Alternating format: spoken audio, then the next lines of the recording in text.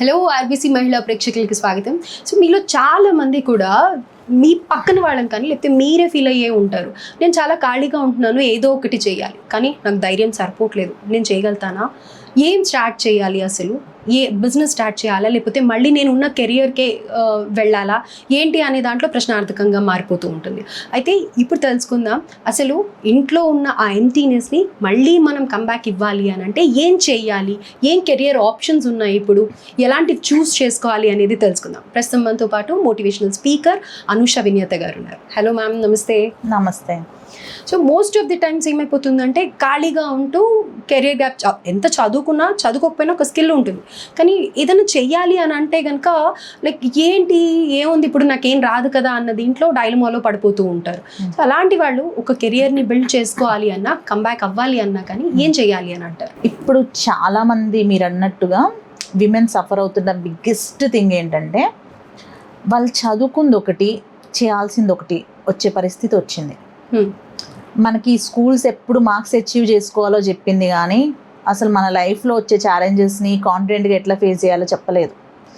దానివల్ల ఏదైనా చేయాలన్నా కూడా అసలు చాలా కన్ఫ్యూజన్స్ ఉన్నాయి, కన్ఫ్యూజ్ అయిపోతుంది బ్రెయిన్. సో దీనంతటికి కూడా ఏంటి సొల్యూషన్ అంటే ఫస్ట్ మన న్యాచురల్ ఎబిలిటీస్ ఏంటి అనేది ఆలోచించాలి. ఓకే, జనరల్గా కూడా విమెన్కి ఉన్న కొన్ని న్యాచురల్ క్వాలిటీస్ ఉంటాయి. కేరింగ్, అండర్స్టాండింగ్, ఇంకా సపోర్టింగ్, ఓకే, ఎంపతి. అది ఉంది కాబట్టే తను నిజంగా ఇంతమంది బర్డెన్ని మోయగలుగుతుంది, మల్టీ టాస్కింగ్ చేయగలుగుతుంది. ఎగ్జాక్ట్లీ, ఇవి తన న్యాచురల్ ఎబిలిటీస్ అని చెప్పుకోవాలి. సో అందుకే ఎర్లియర్ డేస్లో ఎక్కువగా కూడా విమెన్ అసలు మనకి ఇప్పుడు ఈ పేరెంటింగ్ అనేది కెరియర్గానే తెలియదు అసలు. అవును, దానికి కూడా కెరియర్ ఉంటుందా అనేది ఆశ్చర్యంగా ఉంది చాలా మందికి. న్యూట్రిషన్ అనేది కూడా ఒక మంచి కెరియర్. ఎస్, ఎన్ఐఎన్ మనకి ఇక్కడ న్యూట్రిషన్ ఉంది, కానీ చాలా తక్కువ మంది జాయిన్ అవుతారు తెలియక. ఓకే, సో విమెన్కి ప్రతి ఒక్కళ్ళు కూడా ఇవాళ యూట్యూబ్ సక్సెస్ అయింది అంటే it's because of home science. Yes, అంటే యూట్యూబ్లో అందరూ చూపించేది జనరల్గా ఛానల్స్ పెట్టుకొని ఏదైనా కానీ హోమ్ సైన్సే.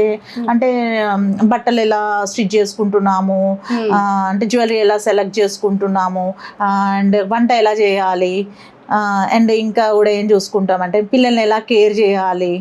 ఓకే, సో ఇలాంటివన్నీ హోమ్ సైన్స్లో నేర్పిస్తారు, కానీ హోమ్ సైన్స్ ఎవరు చదవరు.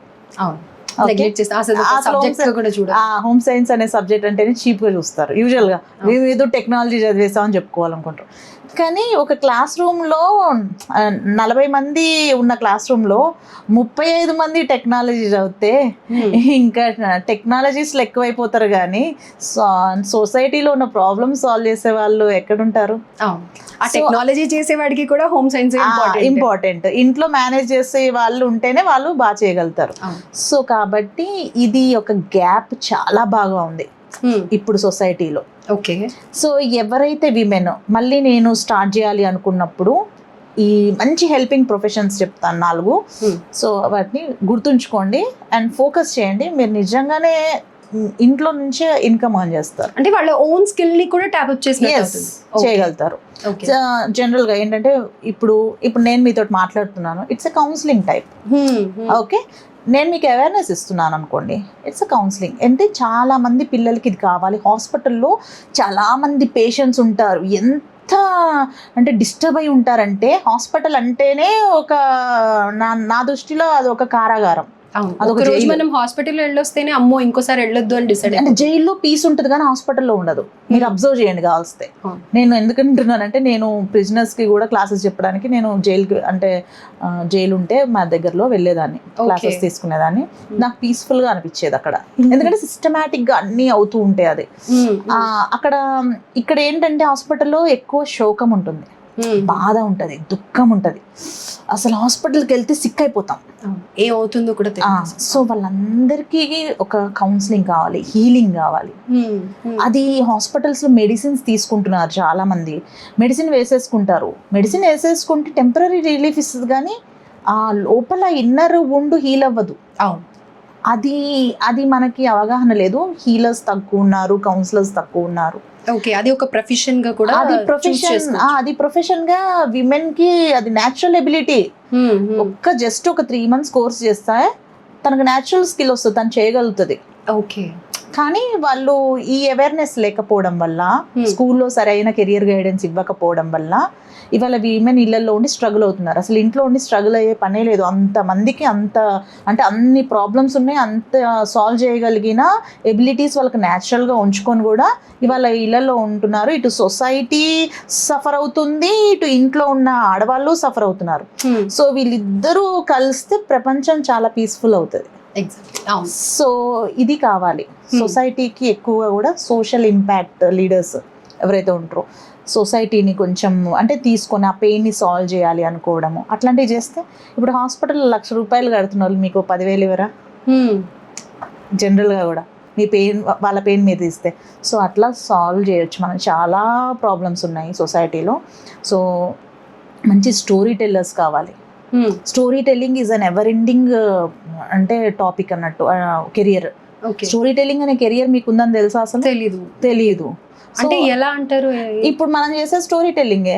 ఓకే, అంటే జనరల్ గా మనం ఇప్పుడు కేస్ స్టడీస్ నేను చేసినవి ఏవైతే ఉన్నాయో చెప్తున్నాను, అవి స్టోరీ టెల్లింగ్. ఇంకొకరు సేమ్ స్టోరీ అలాంటిదే ఉన్న వాళ్ళకి అదే పెయిన్ కి సొల్యూషన్ స్ట్రాటజీ దొరుకుతుంది కదా.